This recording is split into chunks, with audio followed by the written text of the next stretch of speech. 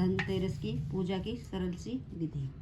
एक लकड़ी की चौकी लें, उस पर लाल आसन बिछाएं और गंगा जल छिड़क कर वहाँ पे शुद्ध अवश्य करें। एक चावलों का सतिया बनाएं।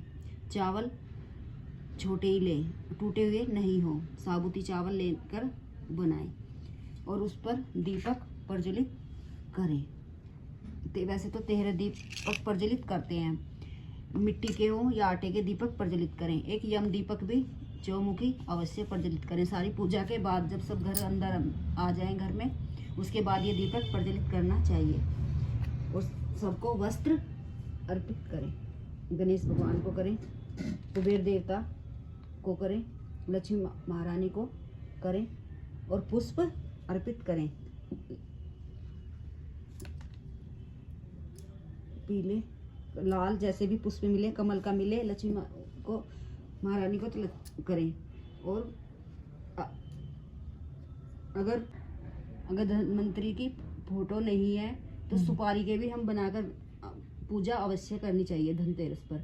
चावलों का आसन दें, उसके ऊपर पान का पत्ता या कोई भी पत्ता हो वो अर्पित करें। सुपारी से करना चाहिए, सुपारी से पूजा करें। रोली से तिलक करें, दीपक का भी तिलक अवश्य करें। जो भी सामान लिया है, जो नया लिया है, उसका भी तिलक अवश्य करें। कटोरी ली है, चम्मच ली है, जो भी लिया है उसका तिलक हमें अवश्य करना चाहिए। खीर बतासे का भोग लगाना चाहिए। मिठाई ली हो तो मिठाई का भोग अवश्य लगाएं और गणेश भगवान को दूर्वा अर्पित करें। और नींबू अर्पित करें, हल्दी अर्पित करें। जो भी रसोई में ये सामान है, अजवाइन है, इनका भोग इन्हें अवश्य लगाएं धन्वंतरी को। और हल्दी पिसी हुई हो, पिसी हुई का लगाएं। सौंफ, अजवाइन, काली मिर्च, लौंग सबका भोग अवश्य लगाएं और वस्त्र भी इन्हें अर्पित अवश्य करें,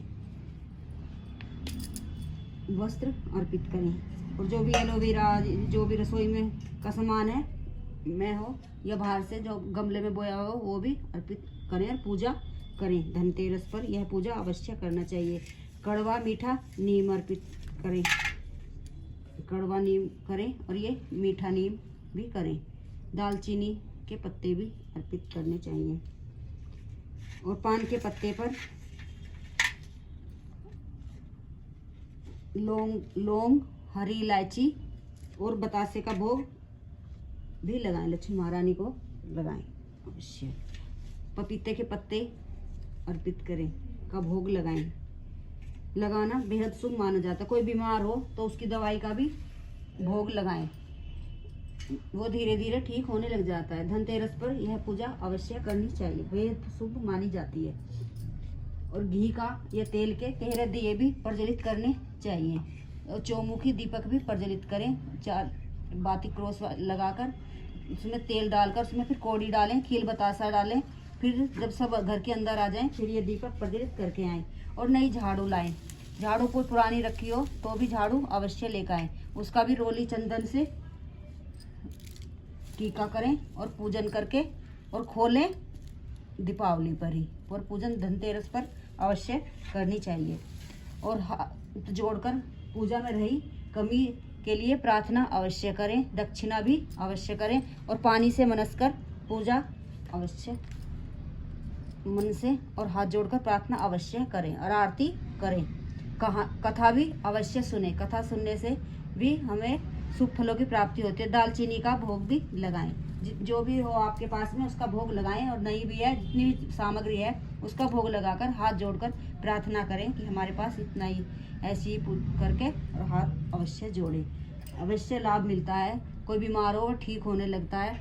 और अपने बच्चों को भी धोक लगवाएं, उनके हाथ से भी पूजा और कोई भी सामग्री अवश्य अर्पित करवानी चाहिए, बेहद शुभ मानी जाती है। धनतेरस पर अवश्य करें। जो भी नई सामग्री लाई हो, हल्दी लाए हो, नमक लाए हो, कौड़ी लाए हो, बर्तन लाए हो, सबकी पूजा अवश्य करनी चाहिए, बेहद शुभ मानी जाती है। शुभ फलों की प्राप्ति होती है।